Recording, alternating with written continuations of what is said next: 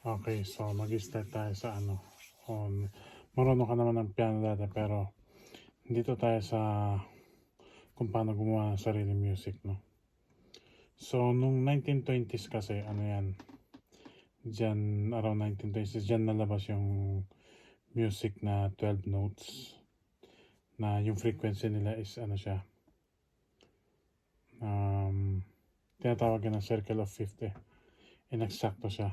Sa isang octave, sa isang octave, dinefine lahat yung 12 notes na yun. So, kung makikita mo itong isang octave na to is 1, 2, 3, 4, 5, 6, 7, 8, 9, 10, 11, 12, okay? Okay. So, kunwari, siyempre magpo-focus sa ngayon, siyempre sa umpisa. Although in the future, gagamitin mo yan 12 na yan. Lalo na pag pumunta ka sa jazz. Pero sa beginning, dito tayo sa natural note. Yan, dito tayo sa yan, major scale, minor scale. Yan tayo sa natural notes. Dahil dito pa lang, halos karamihan ng music, yan din ang gamit. Swerte ko na kung, or magaling ka na kung nagamitan mo na itong mga sharp at flat. So, swerte tayo dahil ang gamit natin ngayon is may transpose na. Hindi kagaya ng piano dati, walang transpose. So, talagang mahirap yun. Ngayon, napakabilis na lang. Shortcut, man. Ultimate shortcut. Basta as in super shortcut ng music natin. Very, very shortcut. And napaka-easy gumawa ng music. Okay. So, magsisimula tayo ngayon sa ano. Sa game kung paano gumawa ng music. So, 12 notes to. Sige, magsisimula tayo sa major scale. Okay. Which is Ionian. Okay. By the way, mamaya sasabihin ko 7 modes ang music. 7 modes yan. Meron tayo, ito yung sana 7 modes ng music. Ito i-record ko para kung ano, i-review mo na mamaya. So, itong 7 modes na yan, ito yung octave, di ba? Ha? Ito. So, mag-start tayo sa pinaka-basic kasi pag may basic ka, once na matutunan to, may explore mo na ng sarili mo, ikaw na mismo matututo na mabilis. May explore mo, madali na, sobrang dali na. So, itong, okay, di ba? Yung Ionian, sabi na Ionian, nagsisimula sa dito sa C. Laging C na ang tawag natin dito kasi na-transpose natin kahit C sharp, kahit C, C sharp, D, D sharp, E, F, F sharp, G, G sharp, A sharp, B. Sa drums yan eh. Sa drums yan eh. Okay. So, dapat pala nakikita to. Ba yan pag hindi makita? Check mo na makita. Yan. So, ang mangyayari, Betty, kagaya ng kapo mo sa gitara, alam mo naman yan, di ba? Di ba? Na yung kapo mo is iniinaano mo, magiging ganun pa rin yung chord. Di ba? So, ganun din ang gagawin natin sa piano, may transpose yan. Kunwari, yung kanta is Ionian siya, tapos ang chord niya is G. Ta-transpose mo lang yan, yung C gagawin mong G. No? So, in short, puro C na lang ang usapan natin. Wala tayong ibang usapan. So, napakadali. Yung 12 na pinag-aaralan mo dati, isa na lang ngayon. So, na-divide na ng 12 yung pag-aaralan mo dahil sa transpose niyan. Okay. So, okay. Magsisimula tayo dito. Focus tayo dito sa 12 notes, ha. Okay. Ang paggawa ng chord dahil 7 chord dyan sa isang kanta. Kung hindi ka mag-change scale. Okay, 7. Remember, this is basic. Yung sinasabi ko ngayon, hindi lang ito yon. Pero papokusan tayo dito para makuha mo yung basic. So, ito. 7 lang. 1, 2, 3, 4, 5, 6, 7. Okay? Yan lang, pipindutin mo. Buong kanta na yan. Kahit anong kantahin mo, puro yan lang. No? So, ang mga chords niyan is C, D minor. Ayan, tuturo ko sa'yo, ha? Triad ang tawag dito. Para makagawa ng chord, triad. Okay? C. So dyan, D minor, E minor. Pagdating mo ngayon sa F, ganyan, di ba? Hindi mo pwedeng ilagay dito. pwede mo siya ilagay pero hindi na gano'n kaganda yung tunog. Kung na-remember mo sa gitara, may mga technique na yung ginagawa para maging uniform yung tunog niya. Palit-palit yung chord pero hindi tumataas, hindi bumababa. Nag-iiba lang yung tunog niya. Combination lang nag-iiba. So, C, D, E. Pagdating mo sa F, andito na, babalik mo dito yung isa. Okay? Memorize mo lang yung yung 7 chords na yun. C, D minor, E minor, F, G, tapos A minor. Yan. Yan ito, A minor. A minor. So, just A minor. B, diminished. Ang tawag dyan. So, sa 7 chords na yon, ang mangyari, major, minor, minor, major, major, diminish. Yan. Sa 7 yun, ito. Bigyan ito na. Sa diminish. Tawag pa rin siya. Kasi ito nga to, triad siya. Triad siya ng scale. Kasi ito yung scale mo, di ba? 7, di ba? So, ang combination mo, ang chord kasi ganito, B, kunwari bass, C, D, E, F, G, A, B. So, kung gagawin mo siyang chords, kunwari gagawin mo chords, di ba? Kunwari may kanta ka, ang nota ng kanta mo, nasa C. Kunwari, do, do, do, do, do, do, do, do, do, do. Kung saang nota siya naglanding, yun ang chord mo. Kunwari, to, to, to, to. Sa beat yun eh. 1, 2, kunwari 4, 4 beat. 1, 2, 3, 4. Pagdating mo ulit, pag magbabago na yung beat, pag mag-change chord ka na, kung ano yung chord na yun, kung anong nota yung titirahin mo, doon mo rin ibabase yung chord mo. Kunwari ang note mo is F. Narinig mo F yung note mo. Ano mo siya ng F. Ganyan, F. No, F. Although may exception pa rin, pwede mo siyang ibahin. Pwede mo rin siyang gawing iba. Pwede mo siyang gawing ganyan. O yan. Pwede mo siyang D minor. Iba-iba. So, harmony. Harmony ang tawag doon. So, the country, the keyboard, so I know. Oh, yeah, okay. Sige, balik tayo. I know the chords. Teka lang. Balik tayo.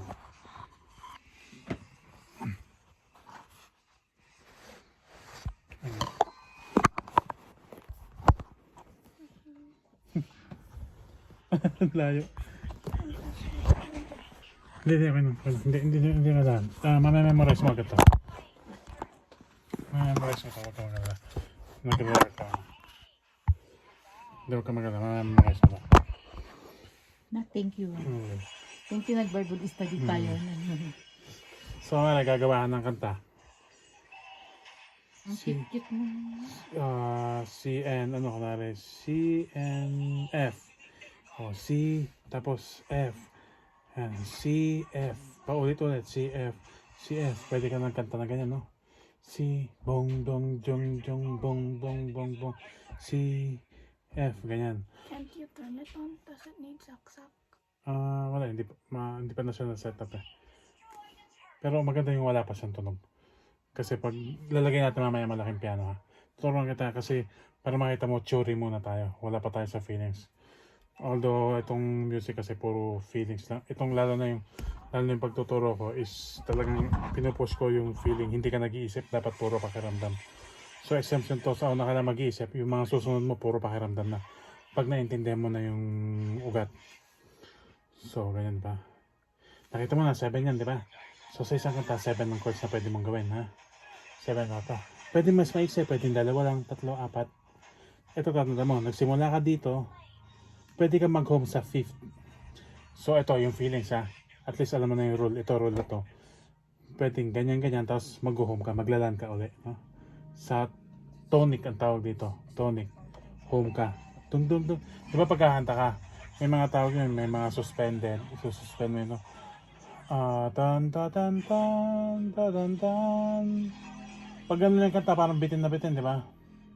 Parang di natapos, di ba? Kasi yung music, yung melody is all about feeling eh. Yung tunog niya na mafe-feel mo talaga. Kahit yung nagsasalitang tao, di ba? May yung question mark. Kumain ka na ba? Di ba? Suspended siya, di ba? Question mark. May tono. Ibig sabihin, yung tono talaga, yung melody talaga is nasa feelings din. Oo. Kumain ka na ba? Oo.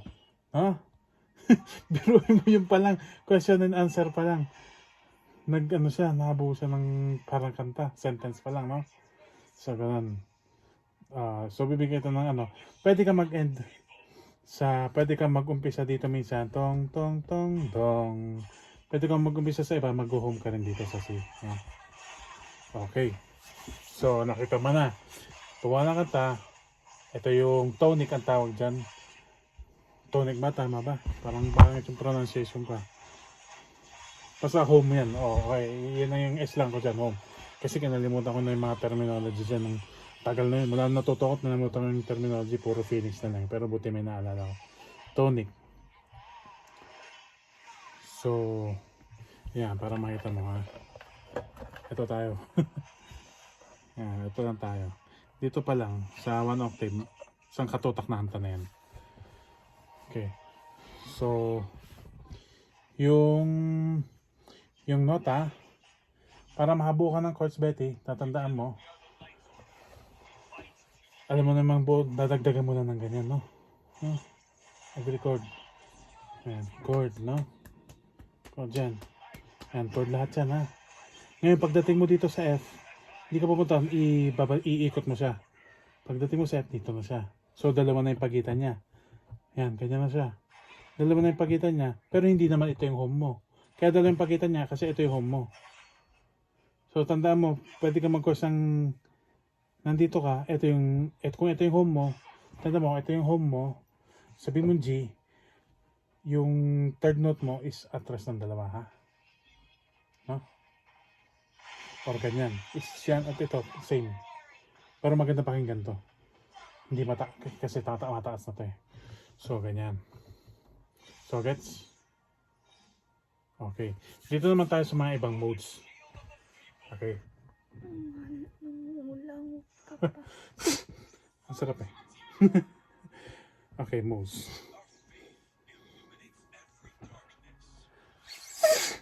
I-review natin. Ano mo ba?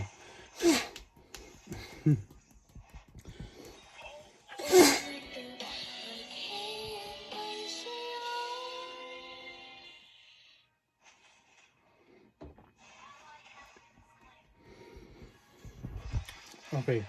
So, dito sa scale natin, pag sa C ka nag-umpisa, tawag dyan, ayaw niyan. Ha? Actually, sa lahat na yan, pwede mong simulan dyan sa lahat na yan ang kanta. Pwede rin maging tonic mo, pwede maging home mo. Usually, ang tonic yun yung home eh. Ha?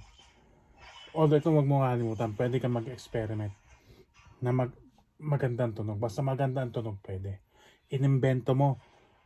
Kahit first time mo narinig, na-invento mo. Kinompose mo siya, ibig sabihin, ginawan mo siya ng storya na sarili mo. Pag maganda para sa'yo, pasok yun. Kahit walang rules. So, ang tonic mo ito. Nakakita ka na mga kanta, minsan nagsimula sa minor, di ba? So, ito minor to, hindi minor.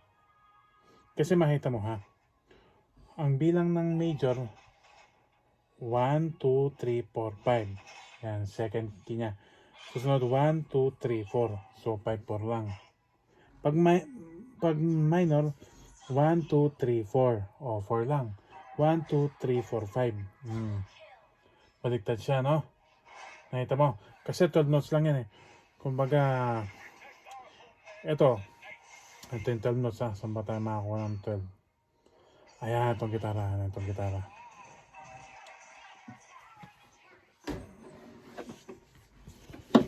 Okay, ito. Tingnan mo octave ng gitara. Oh.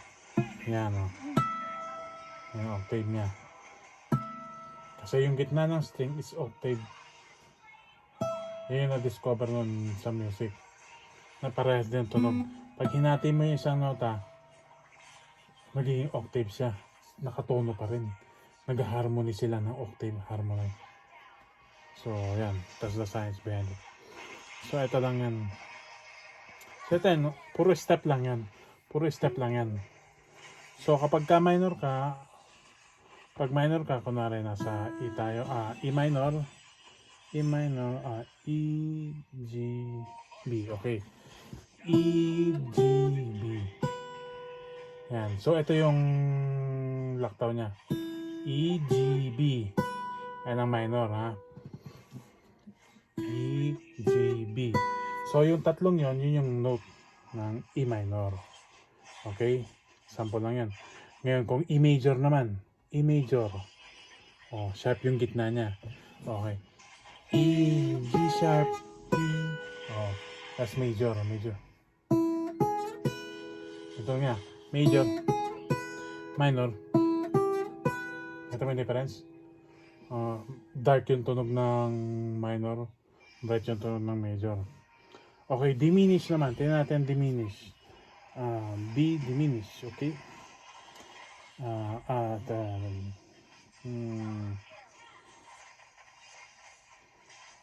B, D, F, okay.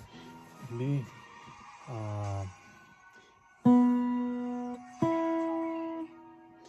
tapos yung F. Yan, yung tunog. Okay. So, yun. 1, 2, 3, 4, 5, 6, 7. No? Chords, no? 1, 2, 3, 4, Okay, let me record that. 5. Do it. Okay. Okay. Chord 1. Chord 2. That's C, and then what's that? Ay, kung anong chord? D minor.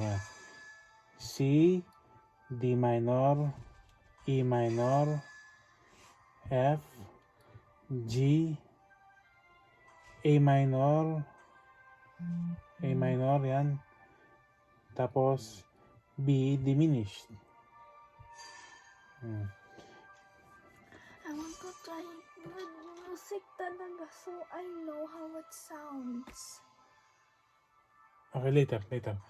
Hindi, mahirap kasi pag na-try ka sa music, mangyayari kasi nun, magkakaroon ka na ng feelings. Which is na-avoid natin ngayon. Kasi ma-hook up ka na doon. Once na napunta ka na kasi doon sa na yun, tatamarin ka na dito. Ayaw mo na. Kasi ang sarap na kasing patunugin. Mabilis lang naman to. Mamaya, saksak natin ano. Sa dalawa in order ko. Yung isa may tunog. Ito kasi sa laptop ang tunog. Isa stand alone. So, yun ang papagamit ko sa inyo naman. So, makikita mo, 7 chords lang. Puro doon lang, ha? Laktaw, kaya na. Naturo ko na sa ito dito, di ba? Hindi ko lang in-explain kasi kita mo yung puro feelings. Nakatugtog ka, hindi mo naintindihan, pero ang ganda. So, wala ka idea, di ba? Okay. So, okay, ganyan. Kunwari, nagme-melody ka. Ganyan, nag-chord kang ganyan. Pwede ka mag-melody kahit anong pindutin mo. Invento ka. Para sa'yo. Although may mga guides naman dyan. Which is, pwede ka na mag-tumbling. Basta pagka-landing mo, tama yung maganda. Pwede rin hindi mo itama. Basta maganda para sa'yo. Kaya nga invento para original Pagkagating mo yan, para nag-D ka, yan mo rin dyan. So, chord, melody. Okay? Actually, pwede rin to. Puro ganyan. Pwede rin ganyan. Patas ng patas. Pwede rin yan. Pero siyempre, tinuturo natin yung basic na pulido agad. Ito kasi yung level na to. Composer level na yun. Parang feel na feel mo na talaga siya. Pag feel na feel mo na kasi siya talaga, mapapaganda mo. Pero starting, ito muna. So, nagets mo na. Sige, tinatin yung 7 chords. Gawin mo. Mas tatanda mo. Ito na siya. Okay. Chord 1, 2, 3, 4. Wrong. Ito, tandaan mo ha. Tonic mo, 1, 2, 3, 4, 5, 6, 7. Pataas ng pataas yun. Okay? 1, ito, dito ka lang natingin. 1, 2, 3. Pagdating mo ng 4, siyempre wala na. Ibabalik mo na siya dito. Pero tataas ka pa rin. Ito, ibabalik mo na siya dito. Ha? No? Oh, tapos ganyan. Oh. Abante na naman. Tapos, dahil ubos na dito, babalik mo na ganyan. Okay, game. Sige, tinawag mo na yung 7. 7 tonic notes muna. Ay, 7 na, muna. 7, scale muna. Major scale. Bilang ka. 1, 2, 3, 4, 5, 6, 7. Okay, sige. 1, 2, 3 is puro ganyan. Okay. 1, 2, 3. Okay, yung pang 4 mo. 4, tapos 5. 5. Sige. Oh, ubante mo lang. 4, 5. Siyempre lahat, tataas lang lahat. 5. Okay. Sige ulit. 1, 2, 3. Pare-parehas yan eh. 1, 2, 3. Okay. 4. Ay, Wow, yeah. Asan yung tonic mo? matonic. Asan yung root note mo? Root note mo pa. No, it's not. Huh? Root note mo.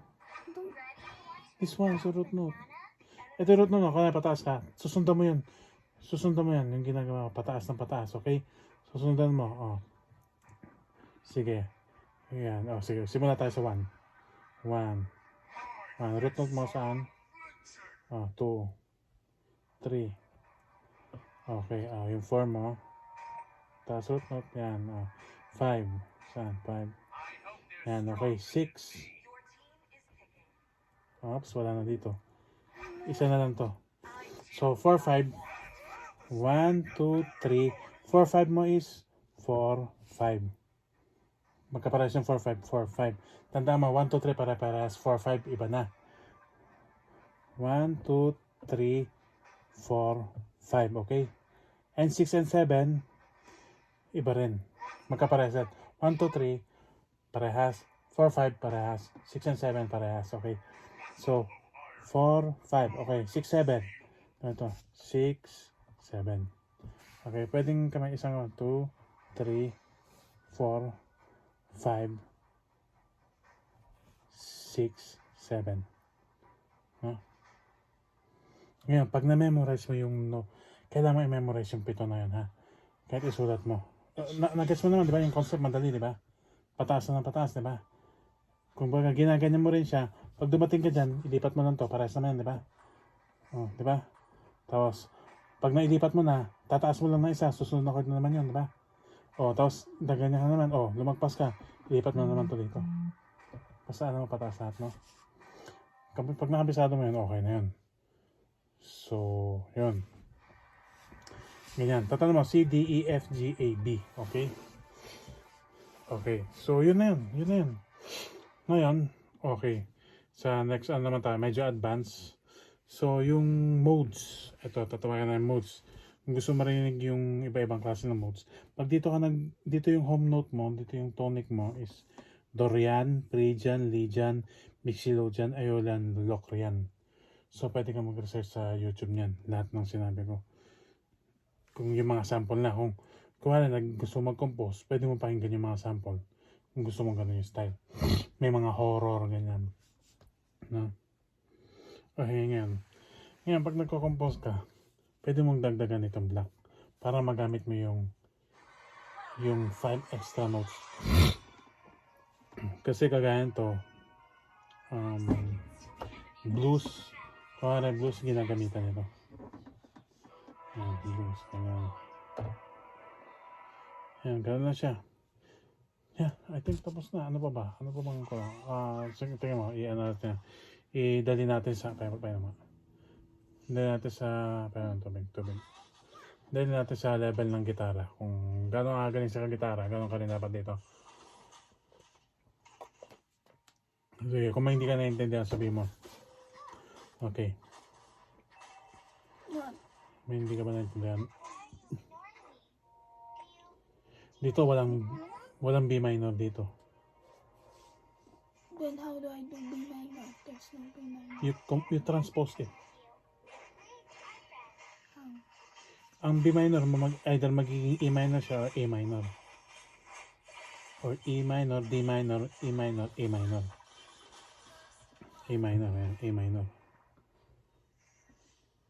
Okay, madali lang siya. Pag tinta mo, A minor. Alam mo na. Ang A minor is C na may ganong A minor. Kasi ito A minor eh. Nalipad dito. So, is the chords like in guitar when you check in Ultimate Guitar the same? Yeah, as this? very the same. Very the same. Okay. Kasi kung mag-B minor ka, ito. Pag nag-B minor ka, sigurado. Hindi, pwede may exemption kung may cadence. Ito kasi sa cadence, may chase ng chord na wala sa ano. Kumari, nawala sa scale. Wala sa family chord. May exemption. Pero sisiguraduhin mo na pag kunwari transpose mo, bibigyan kita ng senyales ha. Transpose mo. Nakita mo yung mga chords na magkakasama. May C, C. Number 1, pag may C, magduda ka na yun na yun, tama na yun. D minor, E minor, F, G, A minor. Kahit yung 6 lang na yun, kasi bihira lang din gamitin yung... I think I know how to play Can't Help Falling in Love na here. Yeah. Mm. Yeah, let's open the That's ano. what I want to Oh yeah, play. that's ano. Okay, let's plug it. Asa yung saksa, yung adapter nitong piano to? Andito ba? Ay! Sige, patapusin Nasa natin. karton na yan. Nasa karton. Sige, dahil natin dito yung piano natin.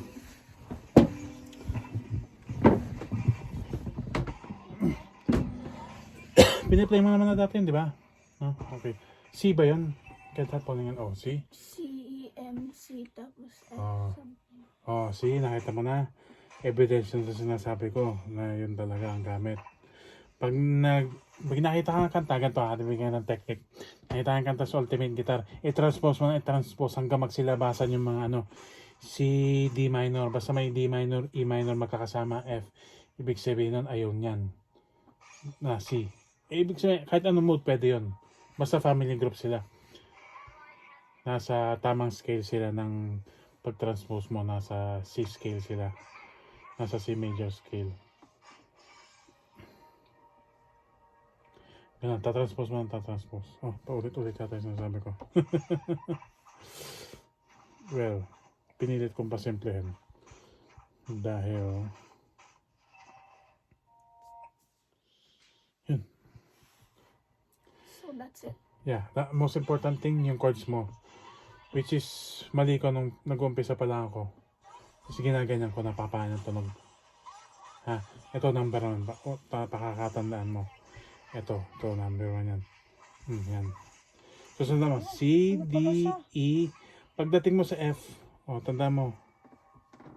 Yung F is basically, tanda mo, 1, 2, 3, para pagdating sa F, is C na pinorward mo yung dalawa, no? No? G naman is basically, yan. G naman, tanda mo, D lang na pinorward mo yung dalawa, no? And E minor is, A minor is, yan, C na pinorward mo isa. Tapos B diminished. Bira lang ginagamit niya, usually 6 lang. May isang 4 lang. Sige, karoon dito may piano dito. Sige, yung piano. I will put it on the bed. Yeah. Ganda nga ng piano na yan, ano?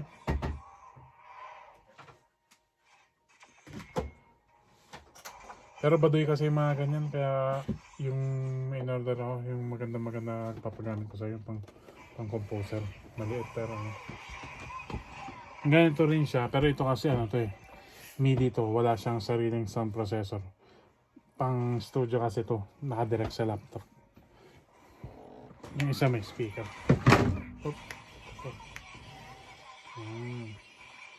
Sige, yan natin to.